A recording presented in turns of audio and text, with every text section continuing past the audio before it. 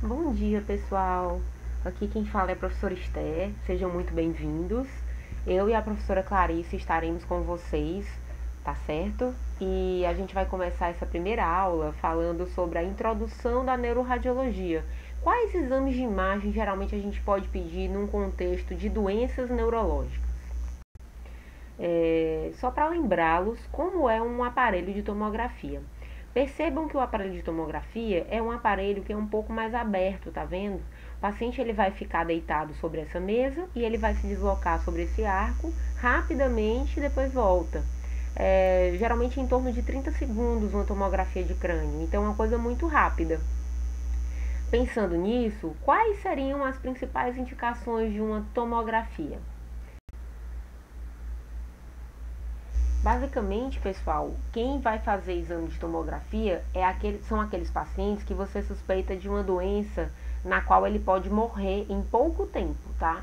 Então, quem seriam traumas, tá? Você está tendo uma fratura de crânio, uma suspeita de coleção intracraniana, AVCs, ou aqueles pacientes que você faz, por exemplo, fundo de olho e você vê que tem um edema de papila, então talvez tenha uma hipertensão intracraniana, você tem que ver rapidamente o que está acontecendo. Esses pacientes são os que você vai fazer tomografia, tá? E a ressonância magnética? Bem, a ressonância magnética é esse aparelho que vocês estão vendo. Realmente é um aparelho que pode dar claustrofobia. Então, vocês vão incluir na lista dos pacientes que fariam tomografia os que não conseguem fazer ressonância porque tem claustrofobia e, ao mesmo tempo, não podem também receber sedação anestésica, né? Porque quando a pessoa tem claustrofobia, ela pode sim fazer a ressonância, mas com anestesia, tá certo? Então, a não ser que ela não possa fazer anestesia por algum motivo, né? A gente depois vai falar dos motivos. Aí sim ela iria para tomografia, tá certo? Então, basicamente, quais são as sequências de ressonância magnética? Quando vocês abrem o exame, vocês percebem que tem várias sequências, né? Tem difusão, tem flare, tem T1, T2, T2 estrela, T1 pós-contraste, 3D, TOF, tá? Então, essas sequências são as que a gente faz geralmente num protocolo básico de neuroradiologia, tá? Dependendo da sua suspeita clínica, você vai acrescentar ou não sequências. Cada sequência é adquirida separadamente. Por isso que o exame é tão demorado, né? Às vezes demora uns 20 minutos, um exame de crânio. Então é porque cada sequência ela é adquirida de forma separadamente. Atualmente já existem aparelhos mais modernos, que a gente infelizmente ainda não tem nenhum aqui no Ceará, que eles podem fazer uma única sequência e você pode janelar essa sequência e aí ela se transformaria num T1, num T2, um flare, entendeu? É uma sequência que demora mais tempo para ser adquirida, mas também é uma única sequência, né? Então, eis a lista, né? Tem algumas listas de sequências base, né? Que a gente costuma fazer. E vamos lá, tá? Então, aqui a gente está vendo algumas sequências, tá certo? A primeira que vocês estão vendo é o flare. Depois a gente está diante de um T1, depois T2, né? SWI, difusão, que é composta por duas subdivisões, o B1000 e o MAPA, e por fim o TOF, que é uma sequência para ver vasos, tá certo? Essa sequência, pessoal, é a sequência T1. A sequência T1 é a dita anatômica, é aquela onde substância branca é branca e substância cinzenta é cinzenta e o líquor é preto. Essa sequência ela serve basicamente para datar hemorragia. Hemorragias subagudas vão ficar brancas nessa sequência, tá certo? Juntamente com o próprio contraste. Se você estiver diante de um contraste, né, o contraste paramagnético também vai ficar branco no T1. E calcificações hidratadas também, né? Então, a gente tem aqui, a maioria das lesões são escuras no T1. Então, quando fica branco, aí a gente pode pensar em contraste, né? Ou em presença de sangramento subagudo, tá certo? Já essa sequência, pessoal, essa sequência é a T2. A T2 é a diferente, é o extremo oposto da T1. A substância branca é cinzenta e a cinzenta é branca e o líquor é escuro, tá? Essa sequência, ela também nos ajuda a datar sangramentos. tá certo? Ela juntamente com T1, a gente vai fazendo um jogo da velha, dependendo do sinal de T1 e de T2, eu chego à conclusão que aquilo é um sangramento agudo ou tardio, tá? Além disso, essa sequência T2 pode nos ajudar a ver vasos, né? Porque como o líquor é branco, o vaso ele costuma passar nas cisternas ou nos sucos, e o vaso fica escuro nessa sequência, tá certo? Então é uma maneira da gente conseguir ver, por exemplo, aneurismas, tá bom? Mas assim, não é a melhor sequência para ver aneurisma. A melhor sequência seria o pós-contraste ou um 3D TOF mesmo, que é a sequência de vasos, tá certo? Próxima sequência, pessoal, essa é o flare. O flare é igual à sequência T2, ó, a substância branca é cinzenta e a cinzenta é branca. Porém, existe um pico de inversão de saturação no líquor e ele fica escuro, tá? Essa é a melhor sequência para a gente ver doenças do parênquima, porque as doenças do parênquima geralmente são brancas no T2. A maioria das lesões, elas são hidratadas e por esse motivo você teria um hipersinal no T2, tá certo? E no flare, tá bom? E como aí a gente não tem praticamente nada branco, uma coisa branca vai realçar muito os olhos. Então é a sequência que melhor avalia doença córtico-subcortical, né? Aqui mostrando a diferença de uma lesão no T2 e outra no flare, a gente consegue ver o mesmo paciente, você vê nitidamente de forma mais clara no flare, apesar de que sim, é possível ver no T2. Outros exemplos, né, aí no flare você vê com mais exatidão, no T2 é possível ver sim, mas de forma menos intensa.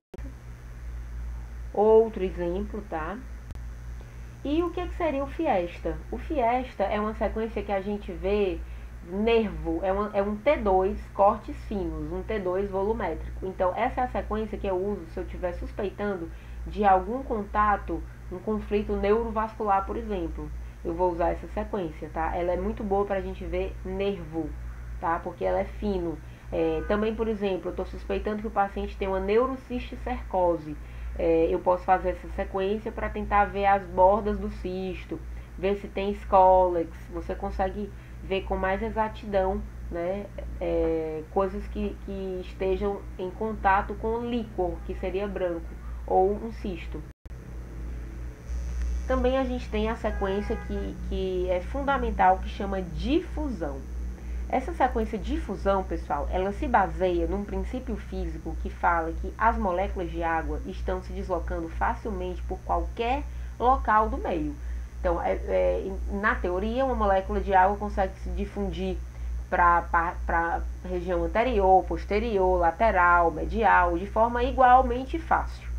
Mas, se você tem alguma coisa que restringe a movimentação dessas moléculas, você vai ter uma restrição à difusão. E o que seria? Imagine que você tem uma piscina de pus no meio desse cérebro.